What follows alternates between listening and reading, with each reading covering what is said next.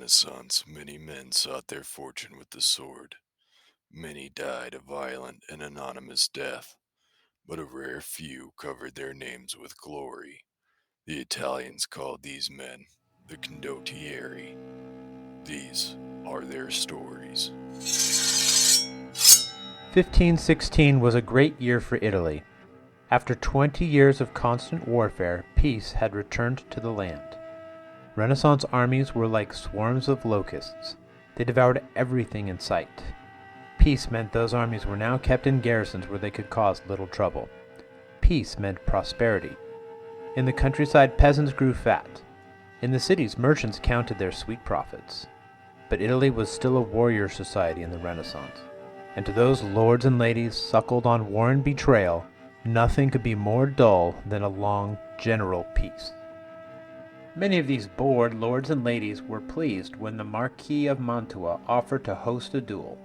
The fight would be between two well-known mercenary leaders known as condottieri. The challenger was Count Ugo Pepoli, a captain of knights in the service of the King of France. He would be fighting a captain in the Papal army, the famous Count Guido Rangoni. Both men were from Bologna, a city renowned for its university and its skilled swordsmen. They were distant cousins. Ugo and Guido were both known to be courageous, and they both hated each other. In short, it promised to be one hell of a fight and a perfect escape from the tedium of peace. The duel was set for December 31st. It was to be held outside Castle Gonzaga, near Mantua, in the heart of northern Italy. On the morning of that day, a large crowd gathered outside Castle Gonzaga to gossip and wait for the fight. Here the Marquis had prepared a large dueling ground, 4 spear tosses long on each side. Above the dueling ground stood a platform where the 2 judges of the duel would observe the fight and make sure that the rules were obeyed. The dueling ground itself was surrounded by a fence that would separate the fighters from the crowd, and just beyond the fence stood 2 snow-white tents trimmed with an imperial purple. The tent on the western side of the ground was emblazoned on the front with the red eagle and silver shell of the House of Rangoni. This was to be the place where Count Guido would prepare himself for the fight. Near the tent were some seats where his noble supporters sat waiting. The tent on the eastern side bore the black and silver checker pattern of the House of Pepoli. The checker pattern represented a device used to track the exchange rates of different currencies, a reminder of the Pepoli's origins as bankers and money changers. Ugo also had seats for his own supporters, mostly nobles from Milan. Naturally, some of these Milanese nobles sought out supporters of Guido Rangoni for some friendly gambling.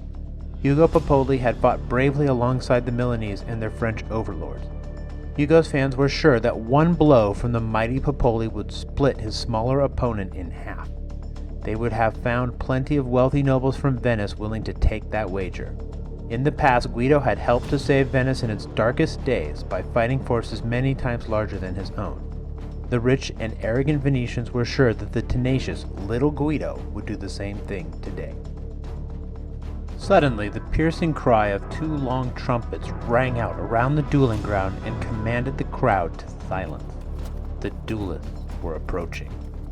For a moment, the only sound was the snap of flags and the swirling wind. Then the crowd heard the gentle thump of walking horses growing steadily closer. The lords and ladies craned their necks to see the bold warriors. The men did not disappoint.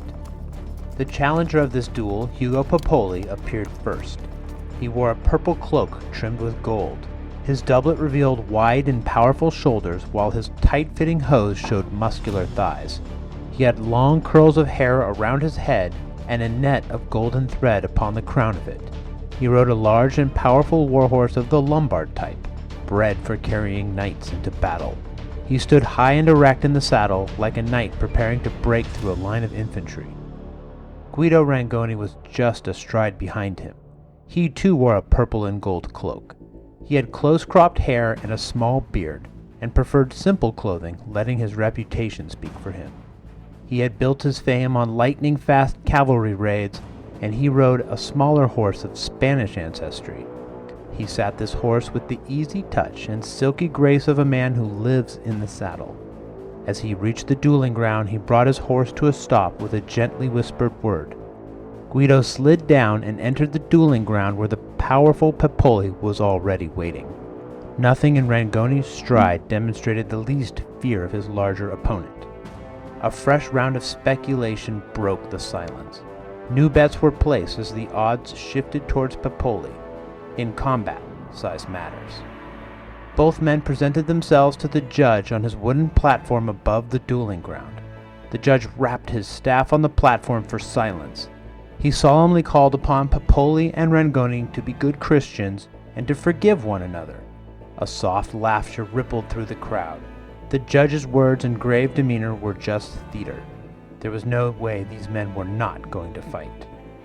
Guido Rangoni and Ugo Pepoli played their part in this little farce. They angrily refused the judge's request. They had been trying to fight this duel for 3 years, and now they had their day. There would be blood. The judge enumerated the many insults that Guido Rangoni has made against Ugo Pepoli. Most notably, Guido had called Pepoli a coward.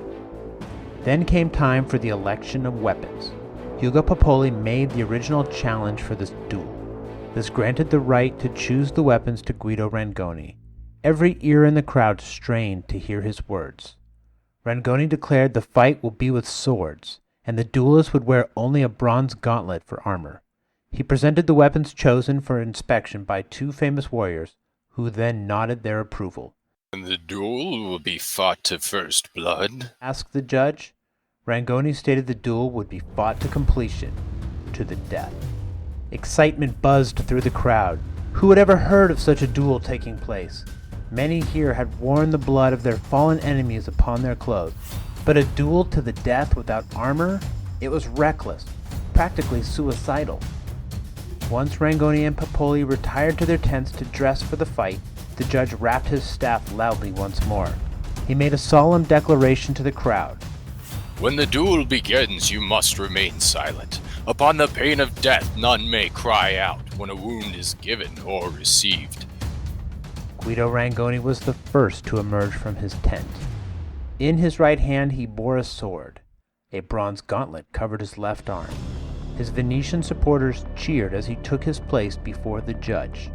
The French and their Milanese cronies made further insults about his short stature. A few minutes later, to the cheers of his own supporters, Ugo Pepoli emerged from his tent. He was dressed almost identically to Rangoni, save for one crucial difference. To keep his long, flowing hair in a bunch, Pepoli kept the net of golden thread upon the crown of his head. Rangoni objected to this net. He said to the judge in a voice used to commanding troops on the battlefield, "Tell Pepoli to cut his hair short like a man, like mine, or else to tie it up in a knot like a serving girl." His friends erupted into laughter at this insult. Pepoli ripped the net from his head and threw it on the ground. The laughter grew louder as everyone saw the reason for the golden net. Ugo Pepoli was nearly bald. His face darkened with repressed rage at the laughter, and one look from him was enough to silence anyone laughing. Without a sound, the crowd watched the 2 men retire to their corners where their seconds waited. Then, at a signal from the judge, Rangoni and Pepoli emerged from their corners of the field.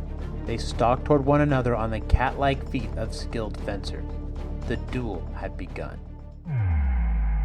L'Arte dell'Armi is pleased to present this 7-part series on the duel of Guido Rangoni and Ugo Pepoli. When we started this project, we thought we would do a little background to understand why these well-known Bolognese swordsmen were dueling, and then go on to describe the sword fight itself. But the more we understood these men's histories, the more we became fascinated by their lives, as well as the culture of the condottieri. We hope this series on their duel captivates you half as much as their life and times has captivated us. The rivalry between Guido Rangoni and Ugo Pepoli stretched back to their boyhood in the fencing halls of Bologna. Rangoni was a member of the Bentivoglio clan, the most powerful family in the city. The Bentivoglio name is important to remember because that family is intimately woven into the history between these 2 men. The Pepoli were the number 2 family in the city. The families had a complicated history. Grandpa Pepoli had tried to kill Guido's great-uncle.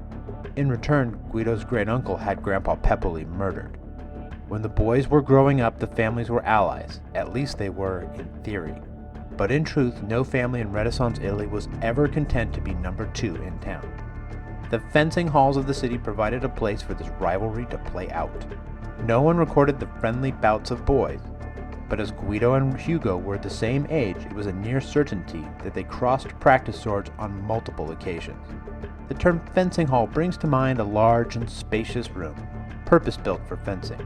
These fencing halls were anything but that. Most were smaller than the size of a modern suburban living room. They were likely rented by the fencing masters, and most of the fencing halls probably doubled as classrooms for the university. In 1496, Hannibal Bentivoglio bucked this trend and built a palace dedicated to the study of arms. He called it the Casino. It must have been here where Rangoni received his education on the use of the sword from the famous Maestro Antonio de Luca. And it was here too where he would have fought against Ugo Pepoli with sword and buckler. The sword and buckler, a small shield about 10 inches in diameter, was the preferred weapon for teaching the art of the sword. The city of Bologna paid professional fencing masters to help its youth learn to fight. Those fencing masters developed a sport of fencing for their students based on the sword and buckler. This sport was not just for fun, but to make their students into warriors and captains. Modern martial artists are familiar with the saying, "Everyone has a plan until they get punched in the mouth." There was an equivalent saying in the Renaissance. A man cannot be considered prepared to fight until he has heard his teeth rattling in his skull. The Bolognese art of fencing offered a student many opportunities to hear their teeth rattle. Strikes to different parts of the body offered varying amounts of points, but the head was the most valuable target. For a taller fencer like Ugo Pepoli, powerful downward strikes to the opponent's head were a natural attack. Ugo Pepoli's maestro would have told him to keep his blade free and in constant motion, the style of fighting the Bolognese called wide play. For a shorter fencer like Guido Rangoni, the game was trickier. Sword and small buckler is particularly advantageous for fencers with long limbs.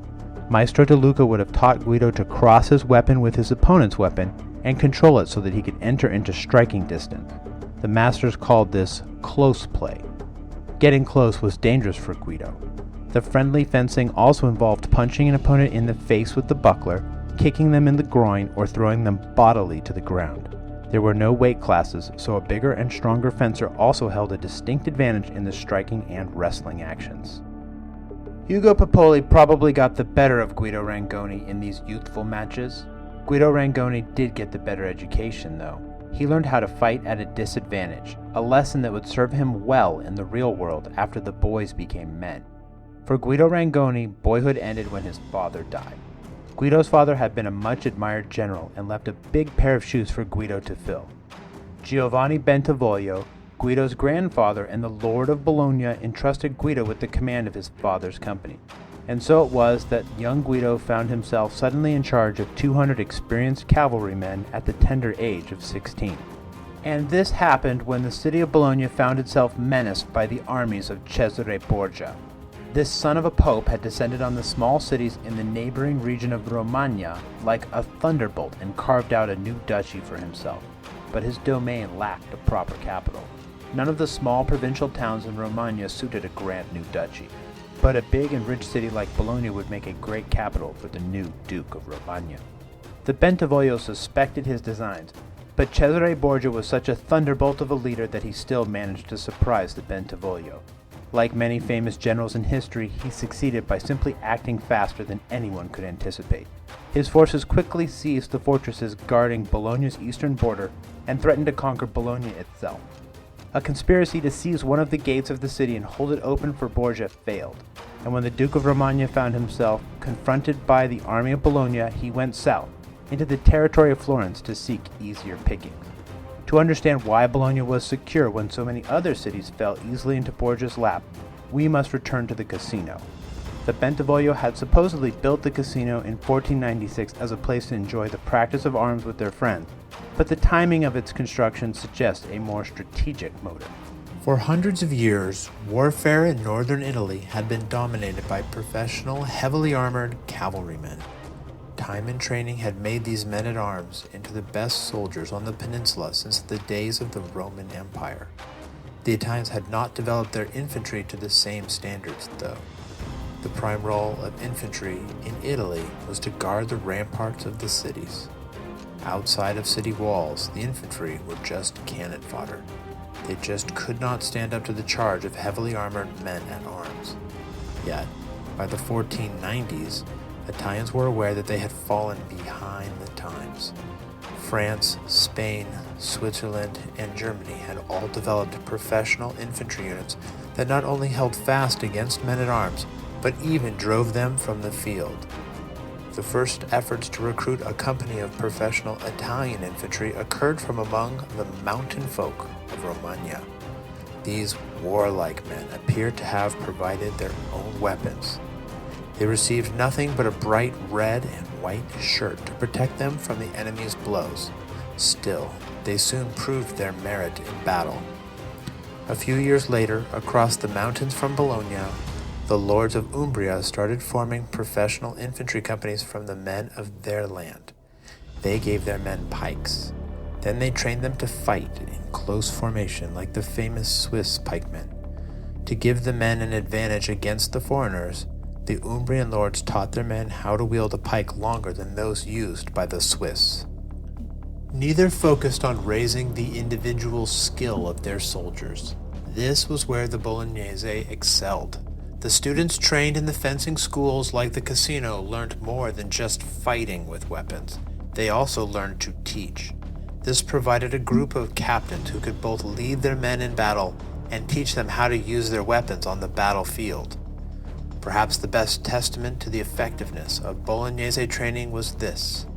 Cesare Borgia's army employed battle-hardened Italian pikemen from both Umbria and Romagna. And after his initial skirmishes with the Bolognese forces, he decided to take what he could get through negotiation rather than to seek conquest. The Duke of Romagna tried to take Bologna again in 1502. This time the Bentivoglio would use diplomacy to tear apart his army from the inside, while Bolognese cavalry units, like those of Rangoni, raided deep into Romagna. And once again the Duke of Romagna was forced to negotiate. Cesare Borgia was preparing to attack Bologna a third time when his father died. This cut off the supply of money that had built his duchy. Soon his ill-starred realm would fall into the dustbin of history, and Cesare Borgia would leave Italy forever, but this is a tale for another episode. Suffice it to say that Bologna successfully weathered the storm brought on by the Borgias and remained in the control of Guido Rangoni's family, and the training in arms taught in Bologna almost certainly played a large part in this victory. In later years, Bologna would be a go-to for the Republic of Venice whenever they needed to recruit top-shelf infantry. We do not know what Ugo Pepoli was doing at this time, but Guido Rangoni was almost certainly drawn into the war between Florence and Pisa. One of his uncles was the commander of the Florentine force. In this Florentine army, Guido Rangoni would have been fighting alongside some of the most famous warriors in Italy at that time, men like Pietro del Monte and Mancino da Bologna. The skill of the swordsman was not enough to conquer Pisa, and this war was ultimately unsuccessful for Florence. Julius II, the new pope, objected to the Bentivoglio serving as condottieri. He commanded the Lord of Bologna to keep his family from working as mercenaries. Giovanni Bentivoglio objected, asking how could a father be expected to keep his children from making their way in the world. That was enough for Pope Julius to decide it was time to oust the Bentivoglio from Bologna. He wanted the city under his own control, and the Bentivoglio had given him an excuse. He excommunicated the family and raised an army to send them packing. Once again, Bologna had to put an army into the field to fight off an invader. The Bentivoglio were able to assemble an army of 1,000 cavalry and 4,000 infantry to confront the Pope. But as the papal army slowly made its way to Bologna, the political situation grew worse for the Bentivoglio. One by one, their allies in northern Italy abandoned them. They had paid 6,000 ounces of gold to the King of France for protection, but he too refused to help the Bentivoglio. Bologna sent messengers to negotiate with the Pope, but he was not interested in talking. He was coming to liberate Bologna, whether they wanted it or not. To turn up the heat against the Bentivoglio, he placed the entire area of Bologna under interdict. This meant there could be no church services, no forgiving of sins, no final rites for the dying. This made people in the city incredibly unhappy. To keep a rebellion from breaking out, the Bentivoglio had to pull garrisons away from the castles in the countryside and focus on holding Bologna. Meanwhile, Guido and his uncles were busy with cavalry raids against the enemy forces with mixed success. But without garrisons, the fortresses in Bolognese territory fell one by one to the Pope's army. The Bentivoglio's main hope was to keep control of their city and wait for the Pope's coalition to fall apart. Hopes in Bologna were raised when riders discovered an army marching toward the city under the French banner. Had the French decided to honor their agreement after all? Yes, as it turned out, the French were there to honor their agreement with Pope Julius II. In exchange for 3 new French cardinals, the King of France had agreed to conquer Bologna for the Pope. The French first stormed the nearby fortress of Castelfranco. Then, just in case the Bolognese did not get the message, the French started a cannonade against the walls of Bologna itself. Then the French general presented the Bentivoglio with an ultimatum. They could either leave the city with all the wealth they could carry and head into a comfortable exile under French protection, or they could remain in Bologna and watch the city be sacked and its people slaughtered. And so it was, on the night of November 2nd in 1506, that the city of Bologna witnessed a strange sight. A vast armada of wagons rumbled along the streets of the city, from the Bentivoglio Palace in the heart of Bologna to the city's westernmost gate. From there, the wagons continued across the drawbridge of the Gate of St. Felix, and then trundled off into the dark countryside beyond. The wagons were laden down with silks and silver plate and sundry other valuables, practically a king's ransom. Guido Rangoni, along with 500 other men of note, joined the Bentivoglio in exile. Some bounced along on fine horses, others tread the roads afoot. They were soldiers and allies of the Bentivoglio family. This procession of wagons rolled on westward along the ancient Roman highway known as the Via Emilia. Bit by bit, this sad caravan of exiles lost sight of their home. First, they lost sight of its walls, then darkness took away the houses. Finally, even the soaring towers of Bologna that stabbed the moonlit sky were no more. We can only guess what the people of Bologna made of this exodus. The Bentivoglio had been popular. Under their 50-year leadership, the city had enjoyed a period of peace and prosperity long unseen in the turbulent city of towers. It's safe to say the ordinary townsmen breathed a hefty sigh of relief when they departed. The city would be spared. They would be spared. The Pope thought it proper to give the people of Bologna a chance to celebrate their liberator. Julius II had named himself in honor of the great Roman general Julius Caesar. The Pope reckoned himself a modern-day Caesar and made his triumphant entrance into Bologna in suitable style, being carried about like a Roman noble of old. His lackeys distributed coins bearing his face, struck to commemorate the day he freed Bologna from its oppressive overlords. The people of Bologna met the Pope with unbridled enthusiasm. They may not have loved the Pope, but they were glad to be alive. The city was safe once again. Nobody on that day in November was happier than the once exiled members of the Malvezzi and Marescotti clans. Their families had been killed on the orders of the Bentivoglio, and now they were in Bologna once again. Soon it would be time to serve the national dish of Renaissance Italy, revenge.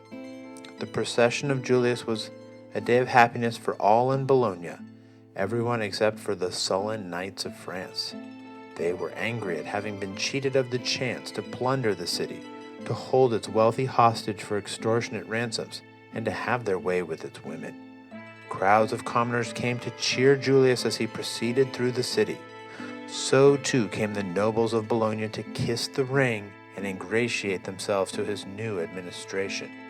Among these nobles was our other duelist, the tall and strong Ugo Pepoli. Back then, when he doffed his cap to the exiles, he could still boast a full head of fine hair. Ugo was one of the counts of Castiglione. This was a small fortress town on the border between Florence and Bologna. He can only have felt trepidation at the coming of the Pope. The Pepoli family had been allies with the Bentivoglio. Now the city was in the hands of those who hated them. men like Hercules Marescotti, who had barely survived the slaughter of his own family at the hands of the Bentivoglio and their cronies, men in whose hearts burned an unquenchable desire for righteous vengeance. Would the red dagger of vendetta come looking for Ugo Pepoli? No. Ugo was protected by his uncle Gerard Rangoni, a man the Pope fully supported. Gerard was also a distant cousin and bitter political rival of Guido Rangoni. Like his cousin Guido, Gerard was born in Modena, a small city that stood uncomfortably in Bologna's shadow. Pope Julius was no fool.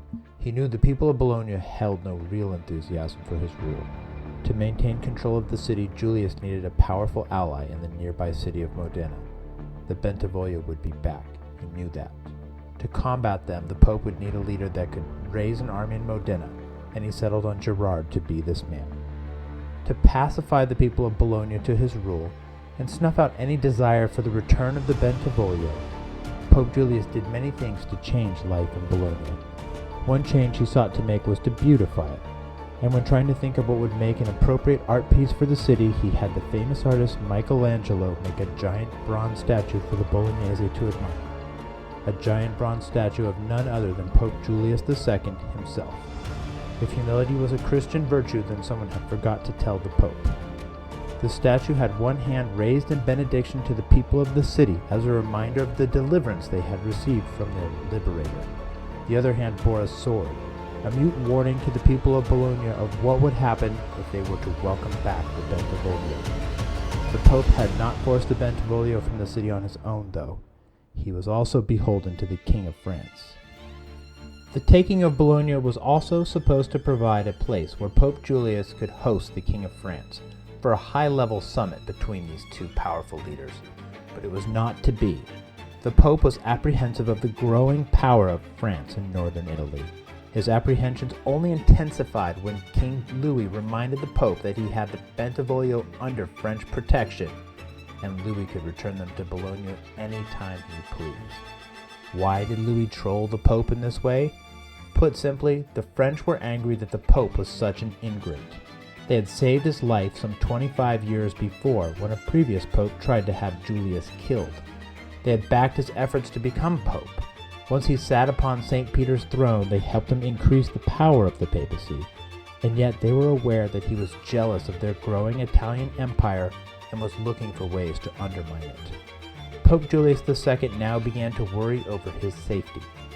King Louis had the best army in Europe camped on the doorstep of the papal lands, and Louis also had the Bentivoglio in his pockets with their legion of invisible supporters in Bologna. Certainly there would be many among them willing to put a dagger in his back or poison in his wine.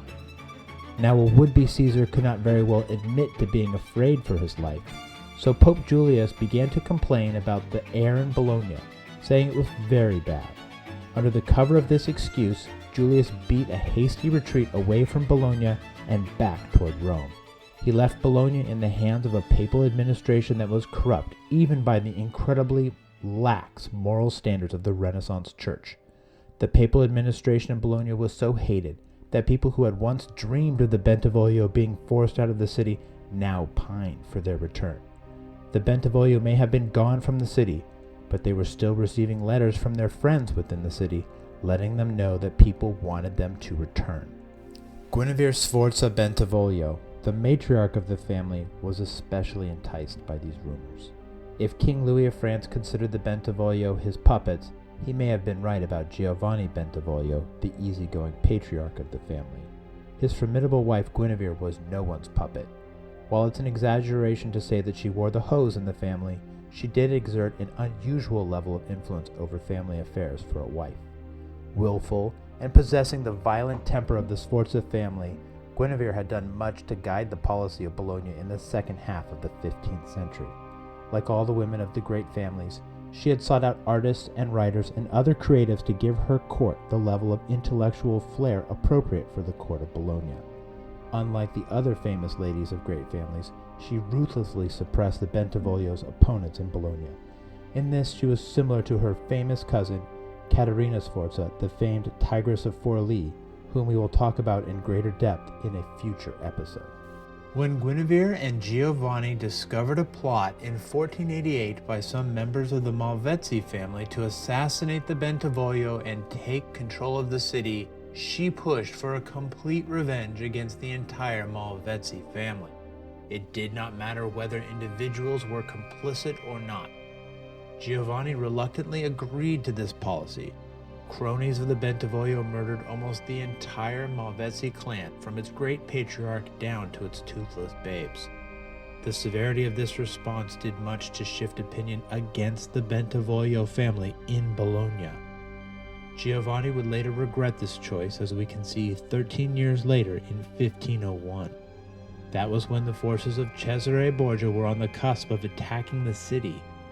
As mentioned, when Borgia was rampaging near Bologna, there was a plot by people inside the city to seize a gate and open it for him. The men wanting to do this were members of the Mattescotti family. Giovanni wanted to achieve the impossible for a Bentivoglio patriarch, to die of old age. His father, his grandfather, and his great-grandfather had all been murdered by Bolognese. Knowing that vengeance begets vengeance, he had always sought a moderate rule over Bologna. But his wife Guinevere was a Sforza, and to a Sforza it was better to kill 1,000 innocents than to let a single guilty man go free. So back in 1501, Giovanni Bentivoglio had tried to keep the Mattescotti plot a secret from Guinevere. He knew how she would respond. Unfortunately for Giovanni, his wife's lover found out about the plot and told her of it. Giovanni only wanted to punish the 4 men directly implicated in the plot. If he thought Guinevere was going to be satisfied with that, he had another thing coming. Guinevere was sure other members of the Mattescotti family were involved. She needed to make sure all of the guilty ones were killed. It was not so much a guilty until proven innocent as it was a kill them all and let God sort them out. Guinevere summoned her equally ruthless son Hermes. She convinced him to do what his father lacked the stones for, to make sure all of their enemies were dead. One night, Hermes gathered a group of the most wicked cutthroats he could find. He sent one detachment to make sure the gates of the city stayed shut. He led the rest on a murderous rampage throughout Bologna that left nearly 300 dead. When morning came, almost the entire Mattescotti clan lay dead or dying in the streets, along with anyone connected to them by marriage or business. She was pleased to know that anyone who might be guilty was dead. Giovanni was horrified, but he did not punish his son. Thus, Guinevere was no pushover. No king and no pope was going to tell her what to do. And what she wanted to do was to return to Bologna. She was 67 years old and in failing health. Guinevere knew she did not have much life left in front of her. She simply wished to finish her days in the country house that she loved so much just outside of Bologna, a wish that Pope Julius refused time and time again. When the Pope started making plans to leave the city, she called upon her grandson Guido, as well as her sons Hermes and Hannibal, to raise an army strong enough to take back Bologna. She would pay for it by selling off all her jewelry and all her other worldly possessions. For the bad son Hermes Bentivoglio, the choice was easy. He had nothing to lose and everything to gain. It also offered the chance for a pleasant bit of mayhem. His older brother Hannibal had a trickier decision. Hannibal was married to a sister of the powerful Duke of Ferrara. In early 1507, this duke was closely allied with Pope Julius. The duke was giving shelter to Hannibal's wife and his many children and protecting them from Hannibal's enemies. But the pull to return home was too strong for Hannibal to resist. The Bentivoglio boys began recruiting from around Mantua. Their mother helped them to find troops around Milan as well, where the Sforza name commanded great respect. Upon hearing of this, Pope Julius put a price on each of the brothers' heads: 4,000 ducats if brought to him alive, or 2,000 ducats dead, roughly equivalent to $20 million in modern currency. He also promised forgiveness and a chance to return home to any exiles that rid him of these troublesome brothers. For Guido, it was never a choice. As soon as he heard of the Pope's plan to leave, he began raising troops. Though it would anger his overlord, the Duke of Ferrara, Guido's ultimate duty was to restore his family to Bologna. By the end of March, he and the other Bentivoglio allies in the area around Modena managed to assemble a force of 4,000 men. The brothers came with another 2,000 men and joined their allies at Guido's castle of Spillamberto on the border between Modena and Bologna. Then they prepared to invade Bolognese territory. Guido became the leader of one of the divisions of the army with thousands of men at his command. As he crossed the river from his ancestral domain and led his troops into Bolognese territory, his mind must have run with 1,000 anxieties. Yet he was smart enough to know that the campaign to retake Bologna turned upon a single question. What would the people of Bologna do when he and the Bentivoglio brothers approached the walls of the city? Would they revolt and open the gates of the city, or would they take arms and guard the ramparts? 100 miles to the west, an ailing old woman who longed to end her days in the country home she loved clung to life a little bit longer and wondered the same thing.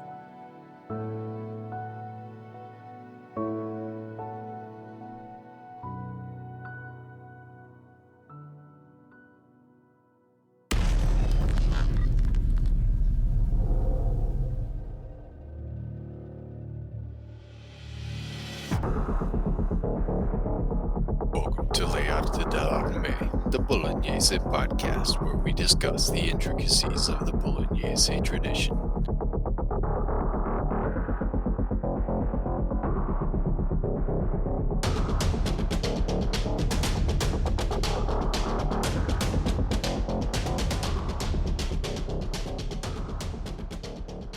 Thank you for that awesome presentation of the first installment of this story, Stephen. And I got one question for you before we can move anywhere else in our discussion of what we just heard. Are we going to leave Mancino of Bologna as a footnote in this story? Oh, man, we cannot do that. We cannot leave Mancino. He'd come back from the grave and kill us, whether we were on a horse or not. Hey, man, maybe he read Marazzo's How to Fight Somebody on Horseback. He probably was doing it. Yeah. Marazzo might have cribbed his notes off of encounters of the notes from the encounter with Mancino. He might have. So, Mancino of Bologna is kind of a badass. I mean, there's no ifs, ands, or buts about it. This dude is one of the coolest characters that I think we found in our research. So let's just kind of go through some of his timeline up to the point of where we're at in the story, So I think that way we have a little bit of background. He's the condottieri as we wish all the condottieri were. He's simple and he's badass. Yeah, for sure. So he kind of starts out in the pay of the Sforza, serving Milan, and right about the time when things are starting to get a little iffy, when they're not sure if the French are going to come down. The Borgias are wreaking havoc as much as they can, and I mean, things are still relatively peaceful, but they're about to just explode. But then something happens, we don't know what, and he gets kicked out of service with the Sforza. So he's no longer serving Milan, and he's just out and about, and So my take on this is he was at a duel, and he saw some guys dueling, and he found some guy to challenge to a duel. It's like, I don't have a job, I have a sword, let's fix this problem. Yeah, no, for sure. And it turns out to be like this really badass duel, because he fights this duel in front of the Marquis of Mantua, Giovanni Bentivoglio, Ludovico Sforza, Alfonso d'Este. Like, we're talking about like heavy hitters. All in the Northern big heavy Italy. hitters. Yeah, that's everybody. That is everybody there. Right. So he fights this duel against this guy, Giovanni Bernardino Caracciolo. Caracciolo. And he wins. And so this is kind of like some gladiatorial sport sort of thing where he's fighting this duel surrounded by like all these nobles. Right. Probably most of their court and most of their generals and most of their condottieri, and I mean, you probably have a nice little amphitheater full while he's fighting this battle. But he gets rewarded with some pretty cool stuff. Yeah, and this was not a cheapy battle. It took um, Caracciolo did not just surrender after taking like one little itty bitty wound. I mean, according to the account we have, it's 4 wounds he takes, so he's probably near death Yeah. when he finally surrenders to Mancino da Bologna. So this is a real earned victory, not a cheapie. And I guess that's probably why he's so heavily rewarded. Yeah. And so in this, Ludovico Sforza gives him a jupon and arms him as a knight, which, Yeah. obviously increases his station. I mean, that's a huge thing. That's I mean, just a giant jump up. I mean, yeah. it's like if somebody in one of those NBA where they like have the free shooting competition. Be literally like somebody from one of those winning one of those free shooting competitions, and the team signing him on the spot to a contract as a starter for the team. I mean, that's how big of a comeuppance this is in the world for Mancino. Yeah, I mean, from this point forward, this dude is a knight. I mean, that's even from a class perspective. I mean, you're talking about going from, unrecognized nobility to recognized nobility. Right, and and he's not just rewarded by Ludovico Sforza. He gets stuff from the Marquis of Mantua. He gets stuff from Giovanni Bentivoglio. I mean, everybody is impressed with this guy. So he really just moved up in the world. I mean, basically they're bidding against each other. It's like Shark Tank, right? They're like, Yeah. hey, you come with me, man. I'll make you a captain. I'll pay you this much. And then finally Sforza's like, I win. I will make you a knight. Nobody can beat that. Yeah. So he becomes a knight to the top dog in northern Italy at the time, Ludovico Sforza. Yep. So, I mean, we can imagine this being just a tremendous event, obviously, and talk about going from rags to riches. You're fired from your job as and in your military career, and then the next thing you know, you fight a duel and you're a knight. So, so then the next real kind of like historical data point that we have with Mancino is him fighting another duel. Because this is a guy from Milan, all right. Yeah. So we have Morgante from Milan, and this duel is pretty weird because there's this kind of coincides with a time when Milan was courting the French. So Charles was about to come into Italy, and Ludovico had pretty much committed himself that he was not going to try to contend with the French and keep them from crossing the Alps. Right. Now, this caused a lot of drama, and we'll talk about this in future episodes for sure, because there are a lot of characters here that we want to talk about, where his cousin, Caterina Sforza, was on the other side of this coin and trying to protect her assets, and she's in close communication with Giovanni Bentivoglio, who's married to her cousin, and they're trying to decide what they're going to do, whether or not they're going to side with the French or whether or not they're going to side with the Pope, and or I guess just the general Italian sphere at this point, because everybody's trying to figure out what the hell they're going to do if the French invade. And Caterina actually decides that she will not side with the French. So the fact that she hires somebody to fight a duel, because that's really what happens here, is she hires Mancino to fight a duel with this guy, Morgante, and then Mancino drags this guy back to Caterina Sforza and presents him to Caterina Sforza. Huh. I wonder what her motivation was for that. Yeah, it's pretty trippy. I mean, I don't know if it's related to that. I mean, unfortunately, as much as I searched, I could not find the historical details to really provide more information about what's going on at this time. The interesting thing is if this were like months later, it would make perfect sense, because months later, Caterina Sforza's husband is murdered.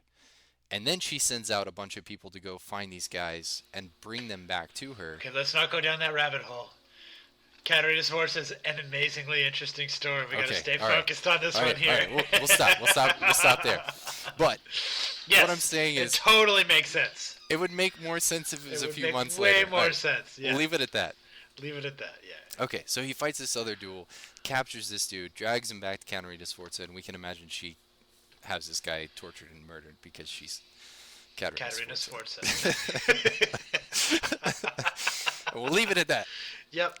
All right, so then he gets sent to the aid of Pisa in 1497, which at the time Florence is fighting a war with Pisa, and our friend Niccolo Machiavelli is heavily involved in this fighting that's happening with the Pisans, which is also super interesting.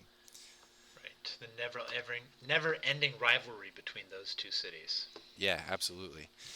So then our next data point is when he's in Pistoia. I Right. said, yeah? And Just, yeah.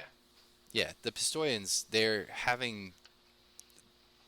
there's a local lord and there's a faction that is loyal to the Pope and the Borgia. And there's a Republican faction that comes up and they decide that they are going to fight a civil war. Of course, Florence gets involved and they hire Mancino, or they request that Mancino Bologna come down and help out the Pistoians. And yeah, so let's kind of talk about what happens here. Right. And I think that's Cesare Borgia was coming, was either shortly after this, was actually invading Pistoia. hmm Yeah, so he's making his push into the Romagna to start establishing his great kingdom.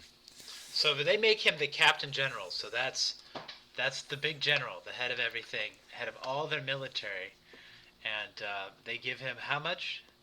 40,000 ducats. Dude. And so 40,000 ducats is an astronomical sum. So if you want to compare to modern money, I'd like to say that a ducat is about $10,000. So they give him the equivalent to, what is that, 40 million bucks, and he hires 1,500 guys. Now, generally speaking, to hire guys might cost about 2 to 4 ducats each. So Mancino da Bologna makes out big on this deal. He does, yeah. Yep, he absolutely fleeces them, and it's just the craziest thing. Uh, I hope that number is real. I hope that's not just like some A weird typo. yeah. Yeah, it could just be a I mean, typo. maybe that's supposed to be Florence. I don't know. Maybe. I don't know what the conversion rate is, though. But all prices are almost always represented in ducats, so... Yeah. Yeah, it's just pretty ridiculous. But he ends up Yeah. winning. He ends up securing Pistoia for this. They are the. Let me do this here real quick. Cancellieri. There you go. Yeah. Yeah. Yeah. So that's what we get from that, and really that kind of makes him a thorn in Cesare Borgia's side because Borgia's ultimate objective is Bologna. Right. So He gets all these little podunk towns, but he doesn't have one legitimate city to call a capital that really, he can be proud of. yeah, I guess we should call him Count Valentino right now.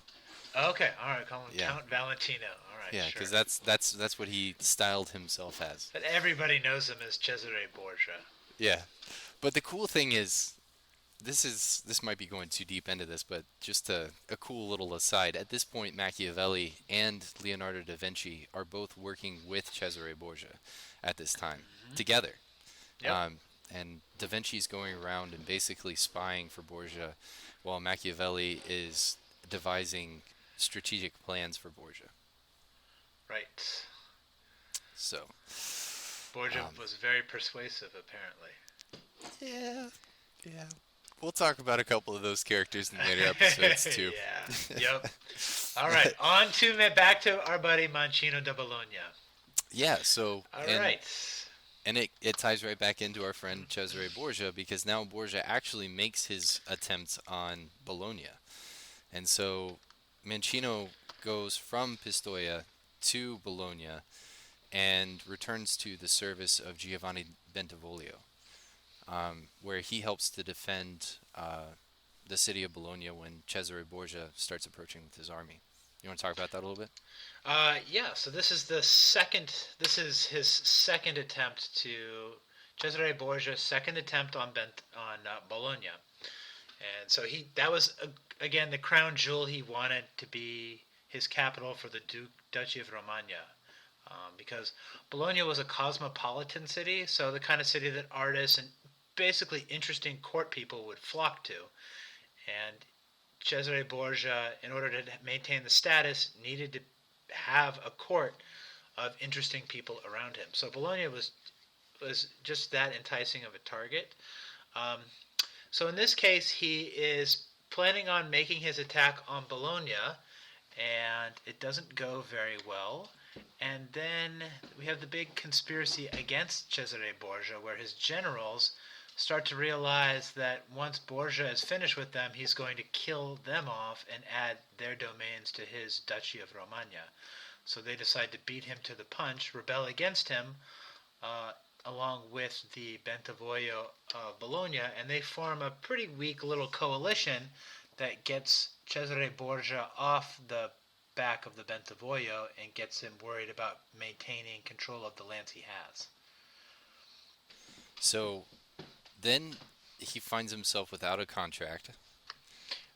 Right. So he gets reduced down to 40 dudes to watch this bastion that guards the church of San Michele in Bosco, whatever's so special about that we don't know. And then, yes, then he straight has no job and no work.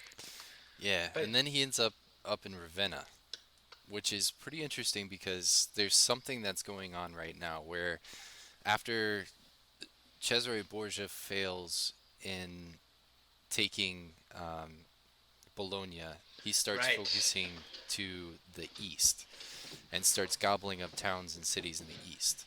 So he goes into the heart of Romagna and starts going after places like Cesena, and this is where he ends up pulling off his great coup, where he invites all of the Orsini to come visit him. Right? Yeah. So that's actually a little before this. So that's actually on New Year's Day or New Year's Eve of 1502. The coalition against Cesare Borgia collapses because all these people are all just so selfish and they've all betrayed him, so none of them can really trust each other.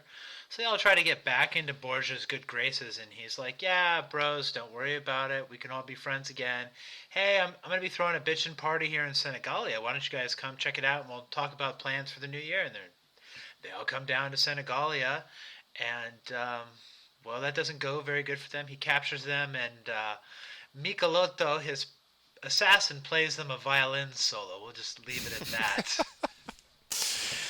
His violin solo was so good that it carried them unto death.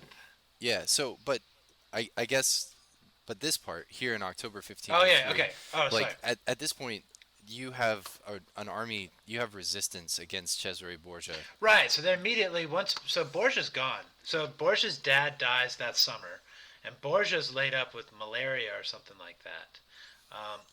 So once Borgia's dad is no longer in the picture, he doesn't have the unlimited funds of the papacy to back his campaigns anymore. And basically everybody starts leaving Borgia's control. Like all the cities that he's just conquered say, we don't want you anymore. Or almost all of them.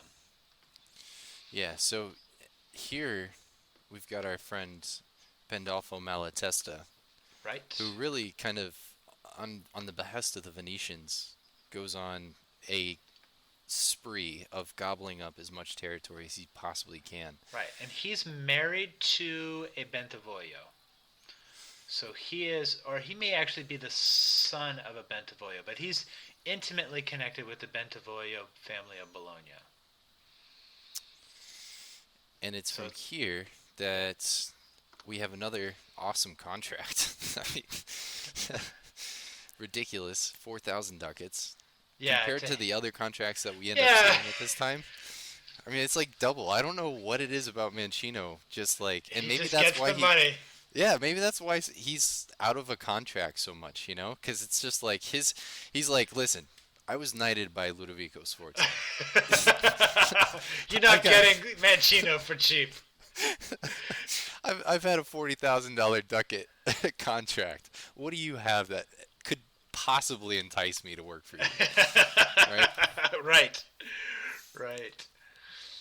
Okay, so So yeah, so he's basically undoing papal influence in Romagna. So he's taking them out of Rimini, and he's taking them out of Sant'Arcangelo, and then later he is taking them out of Cesena.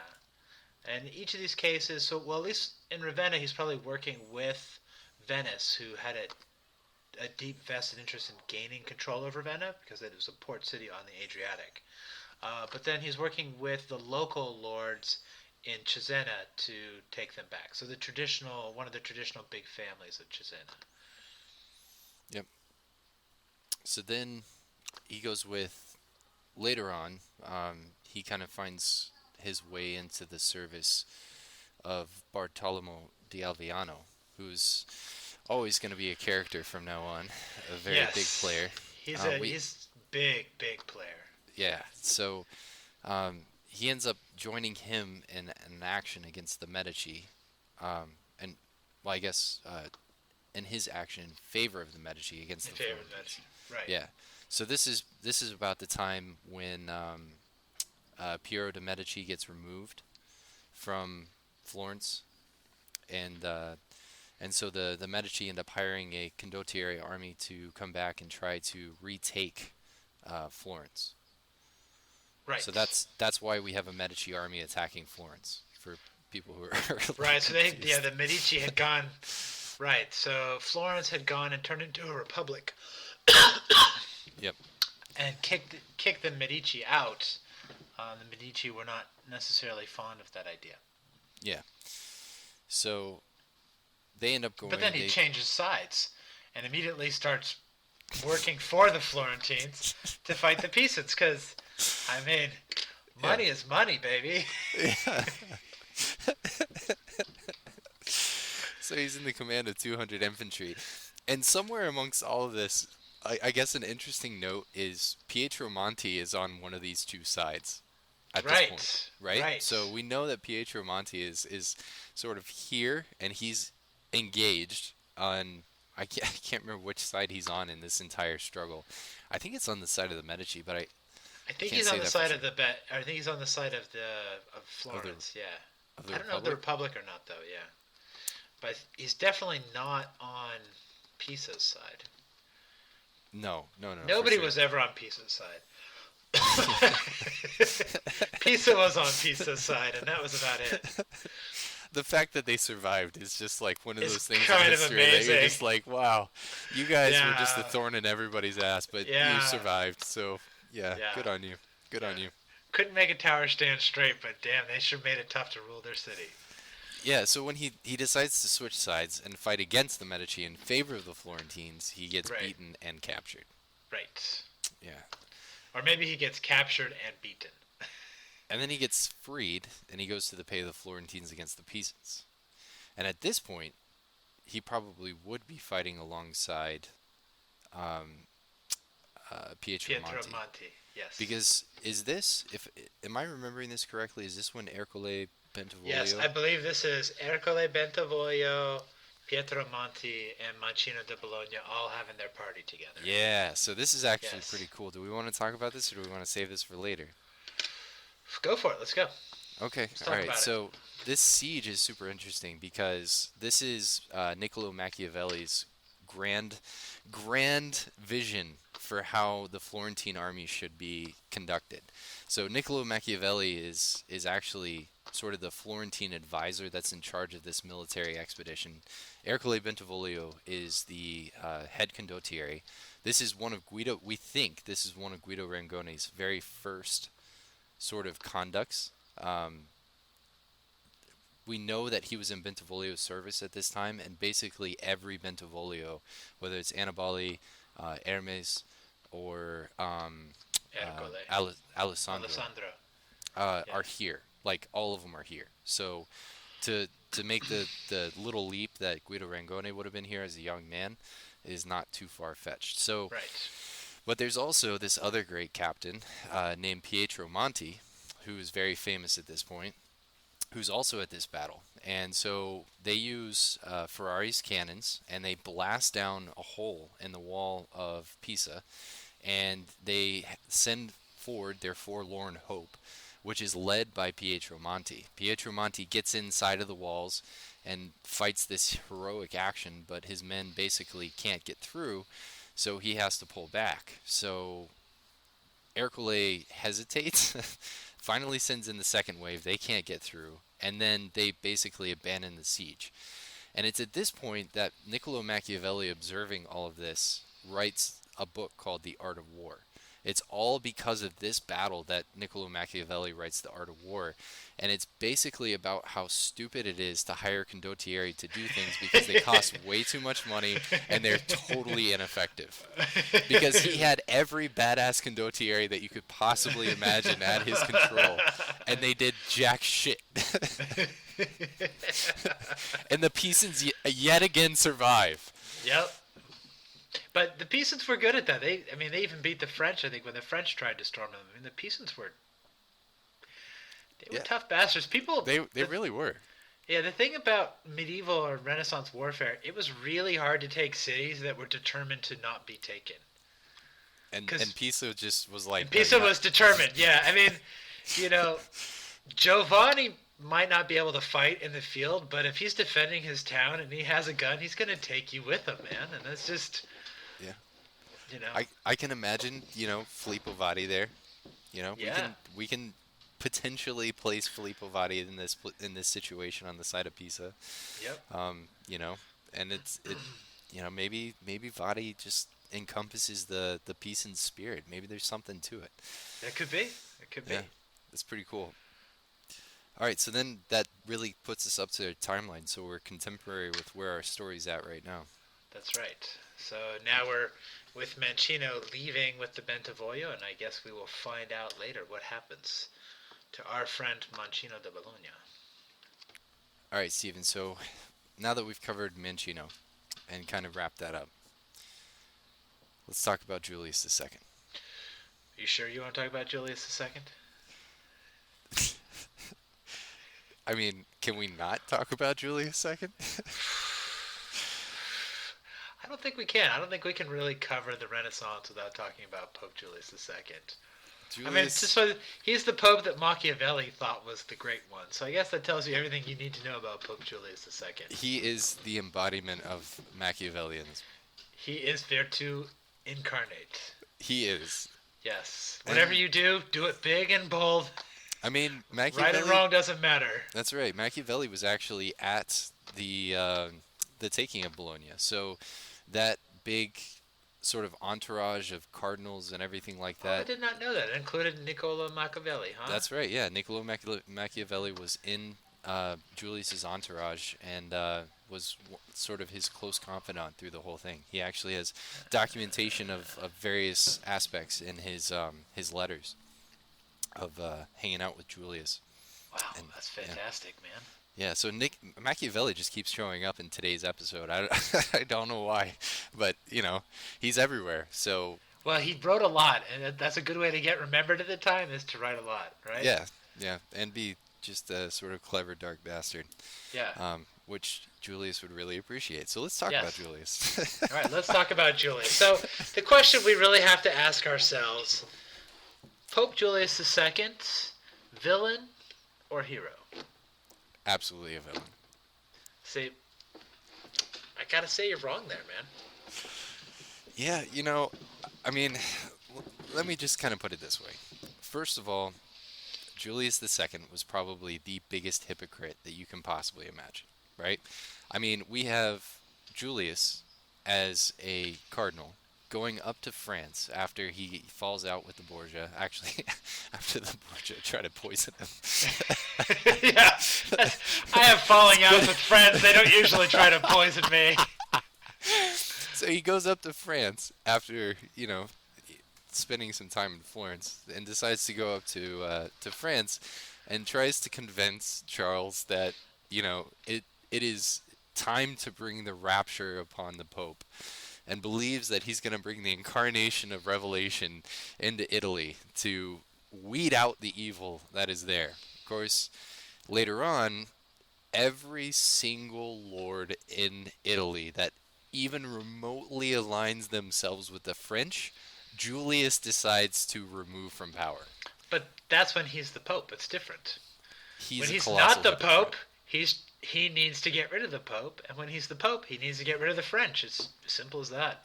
Yeah, but the thing is, okay, all right. So let's highlight here our portion of the story that we just covered. I mean, Giovanni Bentivoglio. The Pope was so concerned about the fact that Giovanni Bentivoglio was aligning himself with the French and paid for French protection when Cesare Borgia was literally at their doorstep, right? And we know that Pope Julius II hates the Borgia, like literally hates the. I mean, for good reason, right? I mean, Right, they right. tried I to mean, poison him. with a passion Yeah, beyond whatever his feeling for the Bentivoglio are. Right. yeah. So the So Bentivoglio had one giant problem. what is that? They were in Bologna, and Pope Julius II wanted Bologna. Well, Period. End of I mean, story. he technically had Bologna. It's not like they were completely operating as an independent asset. They were basically independent, man. I mean, they Yeah. were. Bologna was nominally part of, like, the Papal States.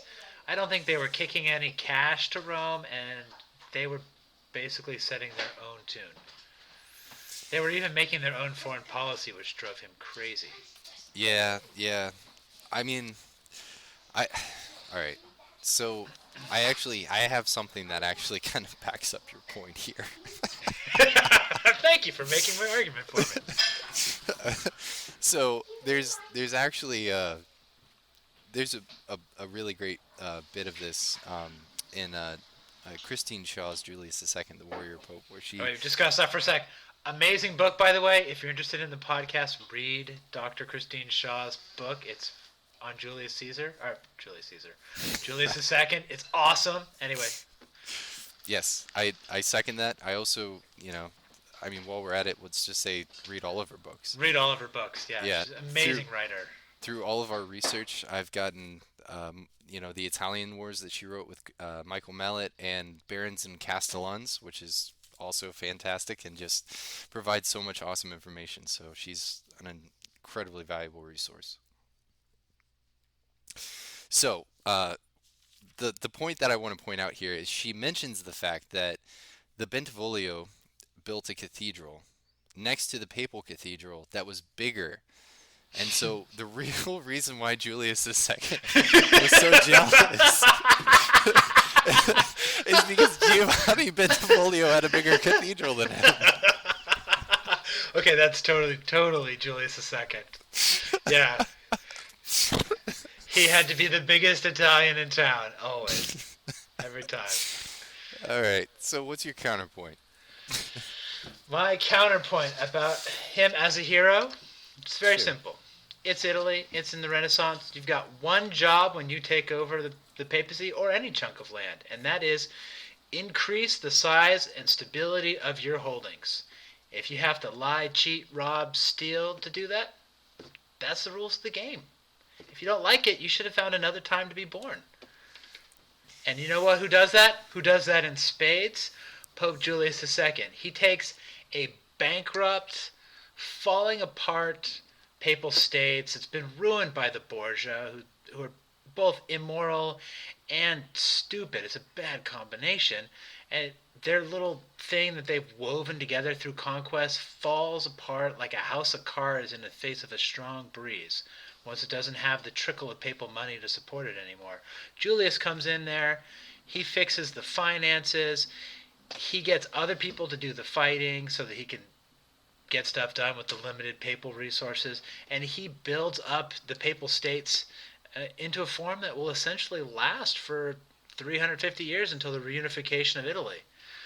And may not like how he did it, but that was the game, man.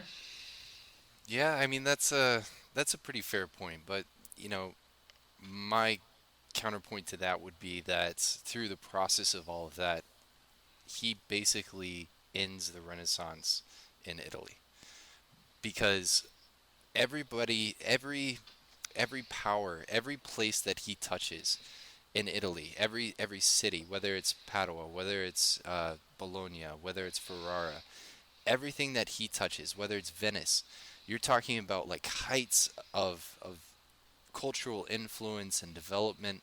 Bologna was at its peak at this point, and after that, all of these cities, all these municipalities, all these city states are literally a shell of their former selves and never reach again the heights or the level of power that they were in. He has a certain vampiric quality. I'll give you that. He does. Like Italy goes He's like from the being opposite very- of King Midas. Everything I see turns to shit. Everything I touch turns to he's shit. absolutely Medusa. He's Yeah. Medusa. Yeah, that's true. So one of the things that is hard for us to recognize in the modern era is just how much more advanced Northern Italy was than everybody else in Europe at the time. Like Yeah. we kind of tend to think of Italy as the sort of fun pizza pasta land where people talk with funny accents. But back then, Italy was the forefront, maybe of civilization in the entire world. Yeah. I mean, the crazy thing is, and as we look at this from this perspective, you, like we think about France and the Holy Roman Empire as being these big players, the Papal States and the Spanish and things like that. But this actually really kind of is the point where those powers actually culminate into being greater than Italian city-states, because before that, and really through the Italian Renaissance, most of these city-states had more financial and military resources than most of these countries. Yeah, that's true. You know, and it's hard to imagine, right? Yeah, like London wouldn't have even been would have been only a moderate-sized city in northern Italy at the time. It'd been like, oh yeah, it's London. Yeah, it's a nice-sized little town over there. Right. I mean, they dwarfed. I mean, except for Paris, they dwarfed all the other cities in Western Europe. They did, and with their a lot of these republics or kingdoms, like if you think about Naples or Milan, Right. or another republic like Venice, these guys had the military might where if they wanted to go toe to toe with the Holy Roman Empire, they could have. Like mano y mano, they Right. could have easily defeated the armies of the Holy Roman Empire, and that's crazy to think about. It is. It is, especially before nationalism came around and was able to make those countries really work, well, like we tend to think of countries. Yeah. Yeah, it's pretty incredible Yeah, how much and that, power and money they had. They just had gobs and gobs of money. yeah, tremendous amounts of money. I mean, Venice basically, you know, is this economic superpower that stretches across this maritime empire and is just constantly growing and expanding. And through this, there's devastation for the Venetians caused by Julius, Yeah. which they never really recover from. Well, if Venice Right? had just done what he told them to do, they wouldn't have had this problem. But I mean, that's the thing. You just can't cross Julius. He would cut off the nose to spite the face. Right. And what did the Venetians do? They didn't put Julius's nephew in as a cardinal in the Veneto. So since we're on the topic of why Julius was a hero, let's also talk about the other duty of any Italian man at the time. You've got two jobs. You have increase your land holdings and make sure that your family has increased social stature and increased land holdings as well. And Pope Julius made sure that in holding on to the Vatican, that he used it to push for his family to be put into high positions. Most notably, his nephew, Francesco Maria della Rovere, who found very few battles, certainly in the beginning, that he could not run from. But that is beside the point. What he did was raised up the stature of his family in Italy. They were once just a poor little family in Liguria near Genoa, and they ended up becoming very powerful lords as a result of his papacy and the papacy of his uncle Sixtus. Mhm. So Yeah. one more reason by which Julius is a hero. Counter that, my friend.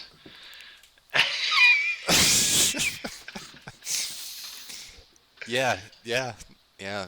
Francesco Maria della Rovere. He's He's quite the character, that one. Yeah. You know, a murderous bastard. Yes, he combined. He's sort of like the opposite of Guido Rangoni. Neither particularly honorable or effective. Yep. Completely dishonorable and completely ineffective. Just Right. a warm body in charge of a large army. Yeah. Yep. But he eventually learned. He got it over time. I guess you survive enough battles, you eventually figure out the craft. Yeah, I mean, the one thing about it is, yeah, look, I get it. You got to put your family in the right place. You've got to consolidate your lands, and you got to make them as strong as possible. But when you're the Pope, you would think that you would take the papal dominion, and when you go on a crusade against the Borgia, saying that you're going to make the papacy godly again, and you are literally the least godly man that you can possibly imagine. I mean, I don't see where you're getting at, because I mean, this guy, I guess this really kind of culminates throughout my entire argument of him really just being a hypocrite. Is that he's, there's scandalous rumors that he has a relationship with a fellow cardinal, Aladasi. But rumors like that went around about everybody back then. Yeah, I mean, that's fair. He has syphilis. Yes. Again, who didn't, man? They didn't have Netflix back then. What else are you gonna do? Yeah. He's a treacherous bastard. He's an absolutely treacherous bastard. He was a treacherous bastard. This is true. But you know what he did do, and I forgot to bring this up earlier. Oh, yeah. He is responsible for the spreading of the Italian Renaissance to so many lands. So although he sucked the life out of cities like Bologna and Perugia and basically took them from their leading roles in culture, and really actually kind of took Venice off its pinnacle too, and mostly kind of kicked the stool out from underneath Italy, that forced a lot of Italians to go seek employment in other countries. And by doing so, they've spread the culture of Italy to the courts of France and to the streets of England, to Germany, and even most notably to Denmark, where the famous Italian fencing master Fabrice was employed by the King of Denmark. Yeah, Christian, yeah.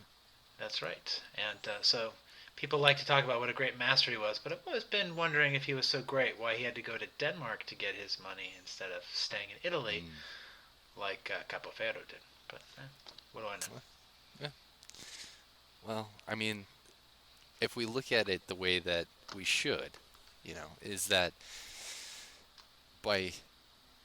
through his alliances, Julius basically invited everyone into Italy to take their chunk and take the wealth from Italy and bring it back to their countries, right? Bringing the French in, bringing the Germans in, bringing the Spanish in, like constantly working through these alliances to bring these outside powers in. And of course, what did they do? They just went around and they looted everything and, basically took these cities, took their wealth, took their resources, took their riches, and took it out of Italy. So by the 1550s, by the 1600s, Italy was pretty much, despot. And if I was a fencing master, I'd be looking to Denmark, or like if I was Cavaccibo, I'd be going to the French court from Bologna, which at that point was just a shell of its former self, to go teach fencing. So I completely Or understand. I suppose like what was the name of the guy who went to England? I forget. Oh, is it Salviolo? Saviolo, yeah. So Saviolo, unfortunately, had to go all the way to England to get a job. When we're done, if we can link this in, there's this great recipe I'm going to try and find and read it out aloud, where the guy totally trash talks England and kind of like lays the groundwork for how these Italians felt about having to leave Italy. Nice. Cool. Okay, so I want to wrap this up. There's another person from Denmark, Erasmus, one of the famous humanist thinkers of the time. He wrote a fantastic satire called Julius Exclusus. right? Right. And I want to read just a little bit of an excerpt from Julius Exclusus and kind of give people a background of this. It is definitely worth reading. You can find a PDF of it, and I highly recommend that you read all of it because it's hilarious. It's great satire, on par with the modern satire that we see today. It's right up there. It's excellent. But he basically, Julius dies, spoiler alert, and he goes to heaven, and he knocks on St. Peter's gate, and St. Peter is like, hey, why are you knocking on my gate? And Julius is like, hey, don't you recognize me? I'm the Pope.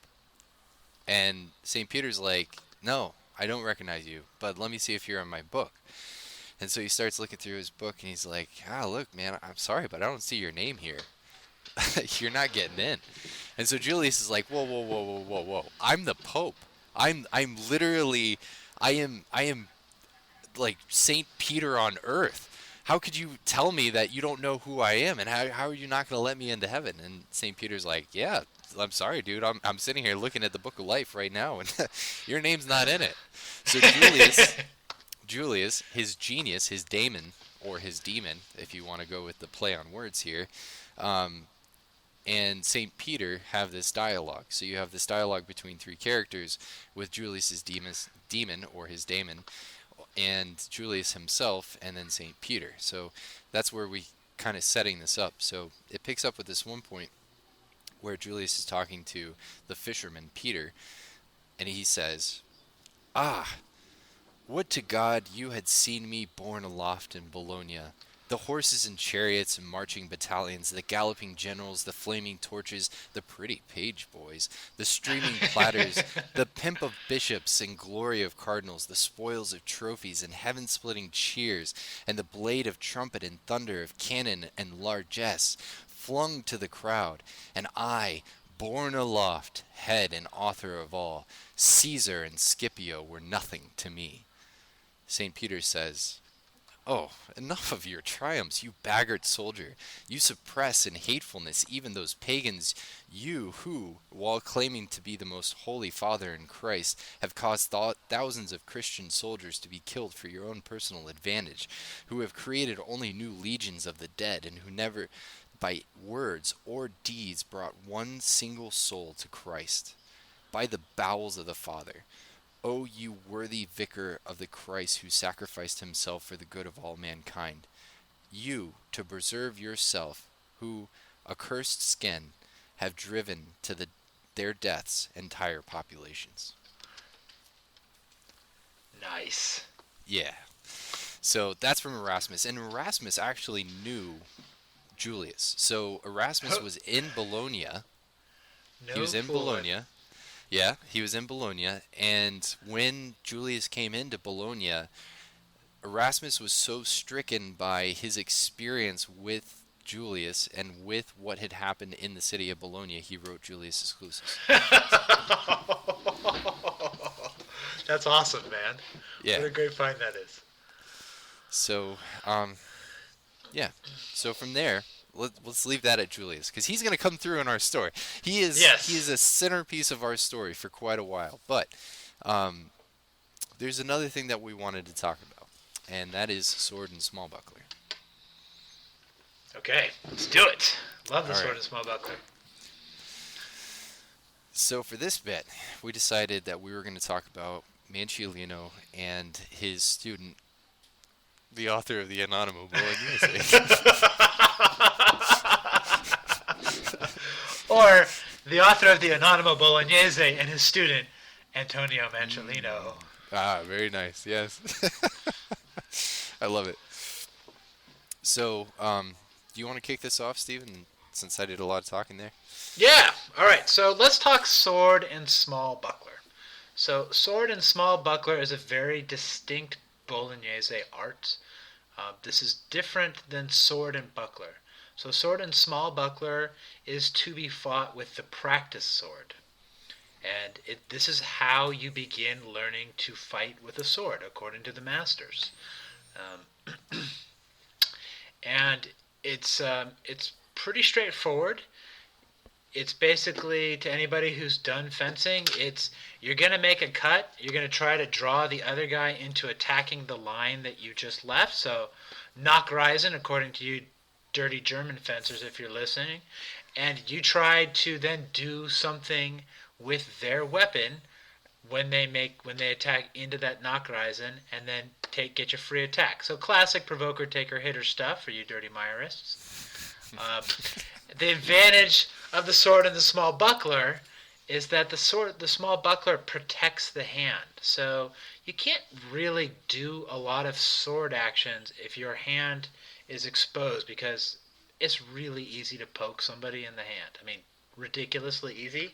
But once that hand is protected, it opens up a whole bunch of fencing options of different kinds of cuts you can throw. So you can come in with just a straight powerful mandrito, a straight downright blow, or you can come in with a twirling kind of tramazzoni that sort of deceives your opponent's timing to try to lure them into chasing that Nachreisen.